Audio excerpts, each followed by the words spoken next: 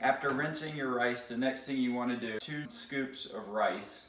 So now I'm going to add 2 cups of water and then put the pot in the Instapot. You put on the lid. Make sure the pressure valve is closed. Open, closed. Plug in the Instapot. Hit pressure cook and then 4 minutes. Mine's currently set to 4. When the pressure is hit, the timer will start, and you'll also be able to see that the pressure indicator is popped. So this is going to count down 4 minutes, and at the end of it, it will turn off.